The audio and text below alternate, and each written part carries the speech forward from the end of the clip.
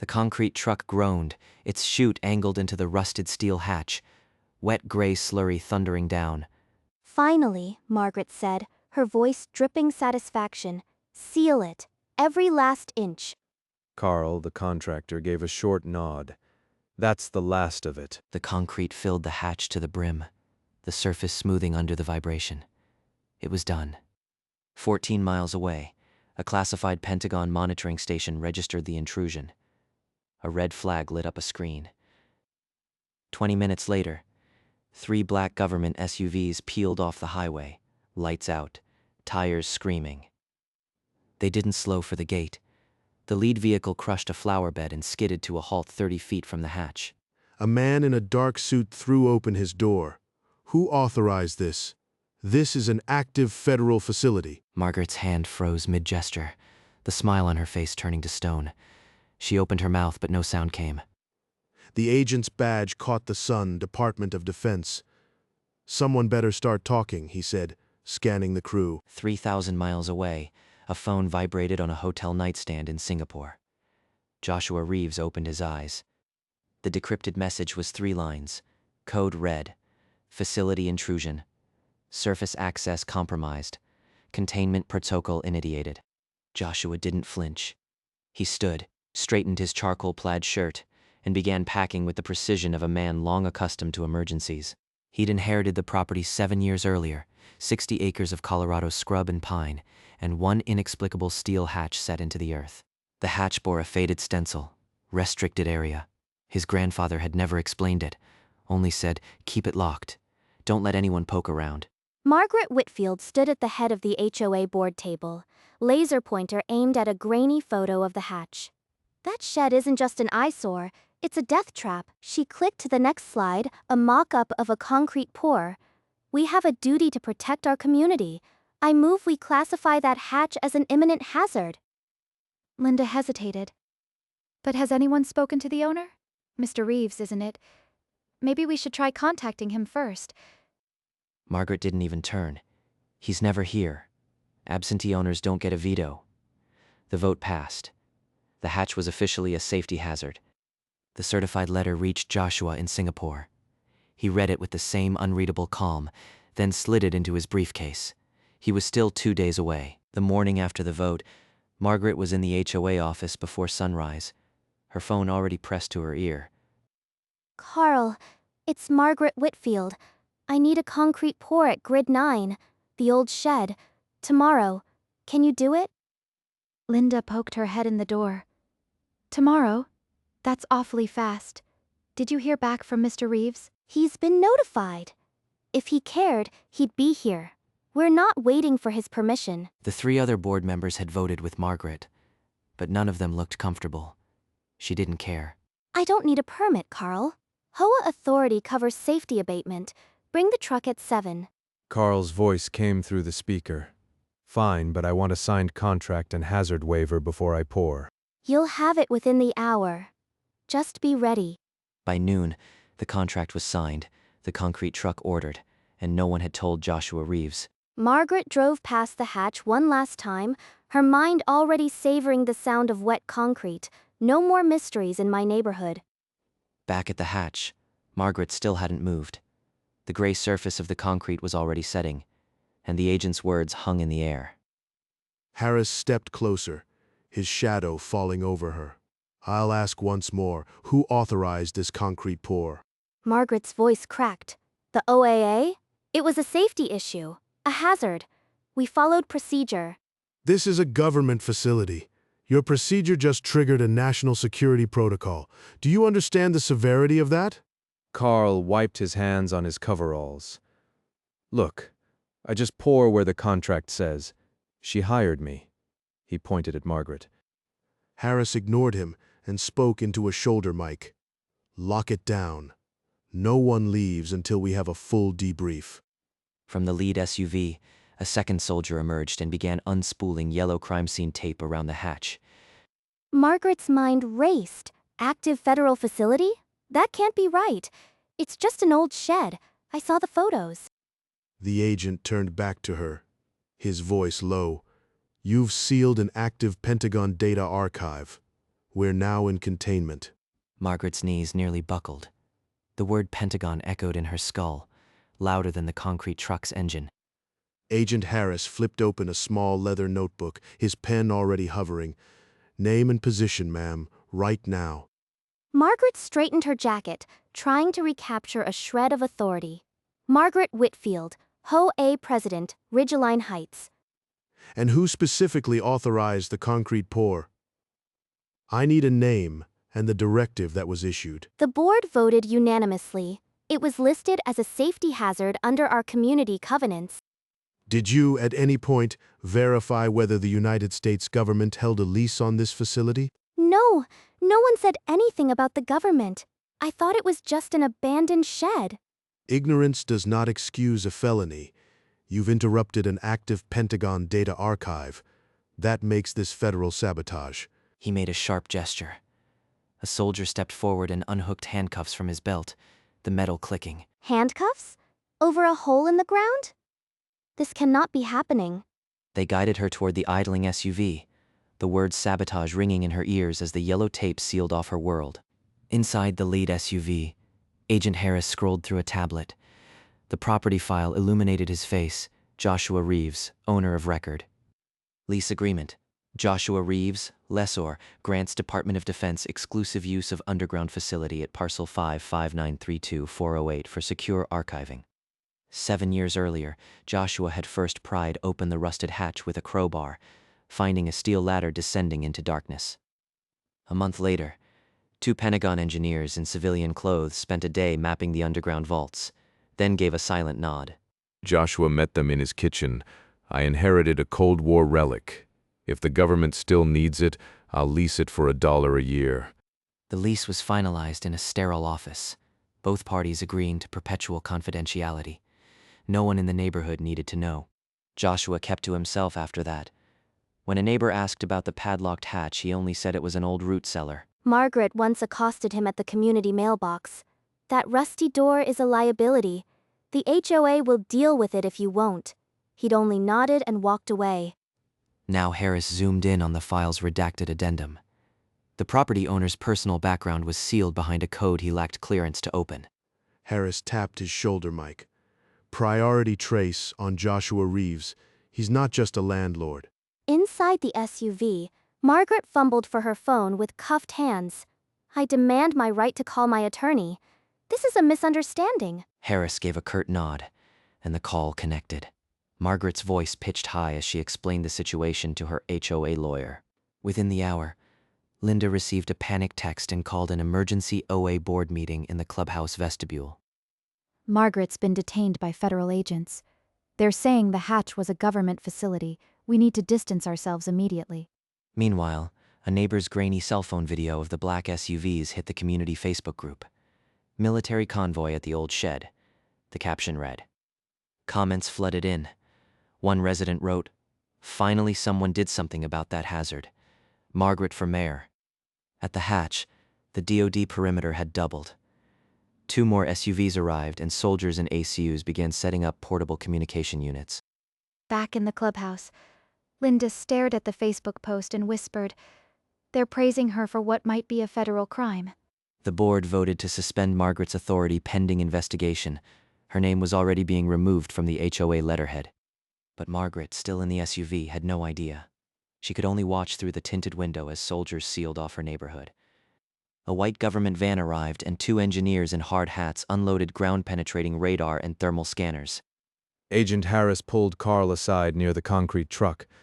What was your exact scope of work? Carl wiped his hands. I poured 6 yards of high-strength mix into that hatch. The HOA president said it was a safety abatement. Did she provide any documentation proving hazard status? Any engineering report? No report. Just an HOA vote and a signed waiver. I got it in the truck. He produced a crumpled paper. One of the engineers looked up from a scanning device, his face grim. The pour is solid, no surface penetration. The vault below is completely sealed. Harris turned to a soldier. Get a structural assessment and a timeline for extraction. Now. The initial scan confirmed no blast damage, but the data archive's cooling system had been cut. Temperature inside was climbing. Carl stared at the hatch.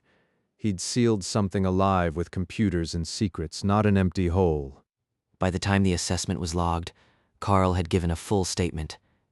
The word sabotage was officially attached to Margaret's file. Joshua's flight touched down at Denver International. He moved through the terminal with only a carry-on, his posture relaxed.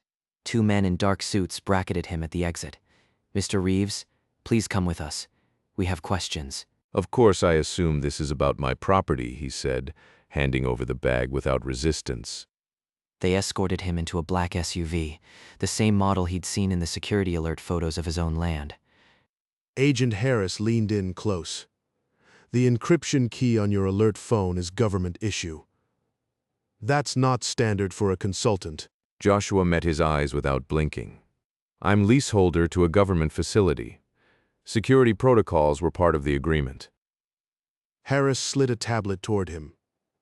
"Your military record is sealed, rank, department, everything. Who do you work for, really?" The tablet displayed page after page of black bars. Only the words NOFI or and top secret remained legible. Joshua's mind ran the calculus. They know enough to detain, not enough to identify. Stay the civilian. Harris closed the tablet. "Until we get clearance, you're a person of interest. You won't be leaving." The SUV turned toward a secured facility. The SUV pulled into a windowless federal building. Joshua was escorted through a series of cipher-locked doors to a bare room. "The bunker's classified data archive. What exactly is stored down there? And who authorized you to sign the lease?" Joshua didn't shift. The lease was signed under standard DoD realty protocols. I don't know the contents. Harris slapped a photograph onto the table, the hatch now sealed in gray concrete. "That's your property sealed shut. You don't seem concerned." I received the alert. I trust the DoD to handle security breaches. That's why I leased it to you. The door clicked open. A younger man in civilian clothes stepped in, holding a tablet with a flashing red clearance warning. He whispered to Harris, his voice just audible, "Sir, his file just tripped a SCIF-only flag. We need a Tier 3 clearance to proceed." Harris's jaw tightened. "Call the office of the Undersecretary. Tell them we have a classified personnel situation now." The analyst left. Harris turned back to Joshua, suspicion now edged with something colder. The room felt smaller. Joshua remained still, but his tactical watch glinted as the second hand ticked toward an unseen threshold. The door hissed open again. A uniformed aide stepped in, handed Harris a sealed envelope stamped with a silver eagle, and retreated without a word. Harris tore it open. The single page read, "Captain Joshua Reeves, active duty, Defense Intelligence Agency. Operation Bunker is live. Clearance confirmed. Release to duty immediately." Harris looked up, the suspicion in his eyes replaced by something else, professional respect, but edged with wariness. "You're not a landlord. You're DIA." Joshua gave a slight nod. Leasing my grandfather's bunker to the Pentagon was a cover convenience. I was assigned here before the lease was signed. Harris took a breath. Ordering the room cleared over his shoulder. The aides and guards filed out, the door sealing with a clack. "Then you know what's in that archive. What do we do about the civilian who sealed it, and the data she may have destroyed?" Joshua leaned forward slightly. "The data is secondary. What matters is that the bunker's existence remained secret until now. Her ignorance bought us time." Time for what? What operation needs a secret bunker buried under a suburban HOA? Joshua didn't answer. His tactical watch beeped softly, a signal only he understood. The operation was still active. Harris saw the wall that wouldn't crack. Joshua Reeves wasn't the victim here. He was the protector of something far larger than a property dispute. Now alone in the secure room, Harris pulled up a digital schematic of the bunker on a wall monitor. 3 sub-vault levels appeared in wireframe. This facility stores counterintelligence data from active field operations. 4 servers isolated from global networks. The concrete didn't just bury a hole, it cut a live feed. The monitor split to a thermal readout of the sealed hatch. The archive's core temperature had risen 12 degrees since the pour. Critical failure was projected within hours. Harris turned, his voice tight. "If those drives fail, what do we lose? Intel that could expose agents? Worse. Signal intercepts that pinpoint foreign operatives on U.S. soil. If the data corrupts, we lose the ability to track them in real time. A new alert flashed across the screen. Integrity check failed. Archive inactive. The bunker had triggered an automated security lockdown. Lockdown? So the data is already inaccessible? For now. But the protocol also erases certain caches if the breach isn't resolved. We have hours. The Pentagon classified the site as a compromised intelligence node. Margaret Whitfield's file was updated from civilian interference to suspected sabotage. Outside the sealed room, a nameplate was removed from a desk. The entity Joshua Reeves, consultant, ceased to exist. The bunker was now an active crisis. In a small room 3 floors below the bunker crisis, Margaret Whitfield sat on a steel bench, her hot pink jacket rumpled and dim under the fluorescent lights. A uniformed officer slid a document through the slot in the door. The top line read, "Charge: Federal sabotage of a military installation." Her voice was barely a whisper as she read, "Sabotage? I was protecting the community." Her HOA lawyer had sent a fax 30 minutes earlier. A single sentence. Conflict of interest. Representation withdrawn. She used her one phone call. Her husband's voice was cold. "Margaret, what have you done? The HOA just sent a statement blaming you entirely." They're lying. I acted on board authority. Every vote was unanimous. The line clicked dead.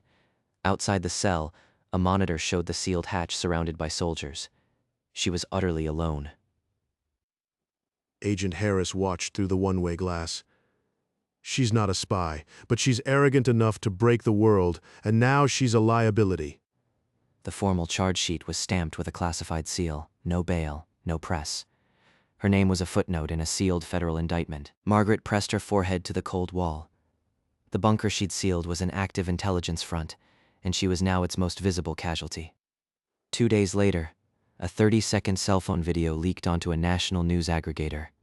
It showed Margaret Whitfield in her hot pink jacket, standing over the open hatch as the concrete poured. The caption read, "Ho President seals old shed, minutes before feds swarm." Within hours, the clip had 4 million views.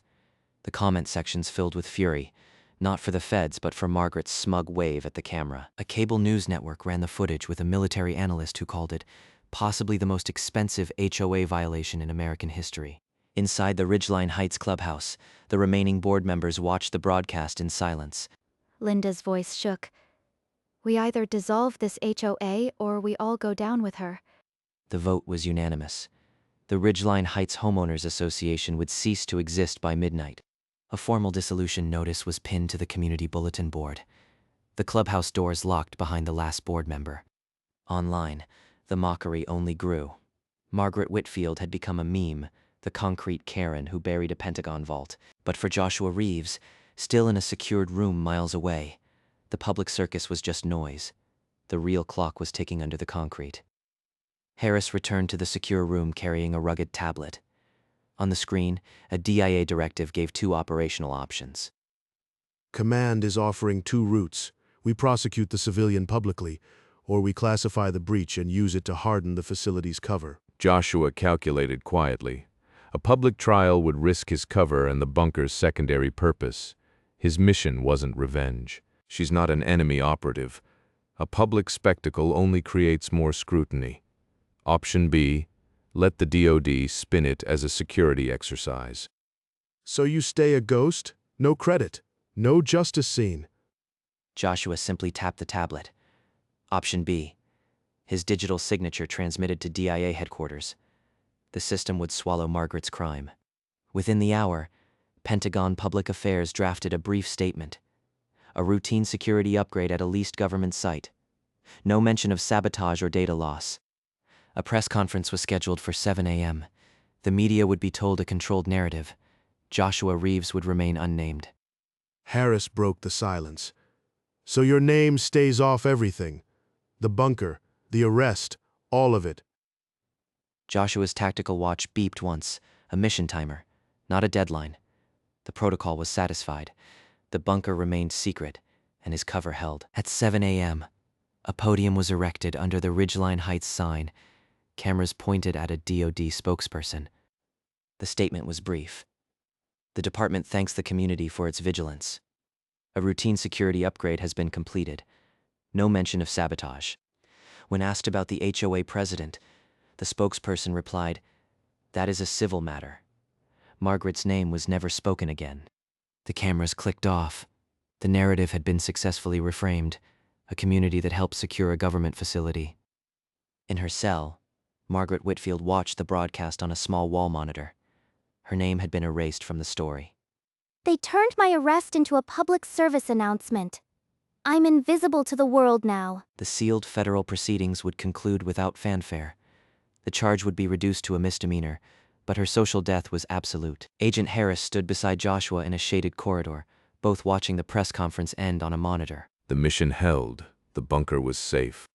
He stepped back into the shadows, and the hatch remained sealed, a secret still buried. 3 weeks later, in a sealed federal courtroom, Margaret stood before the judge, her hot pink jacket gone, a gray dress now. The judge's voice was flat.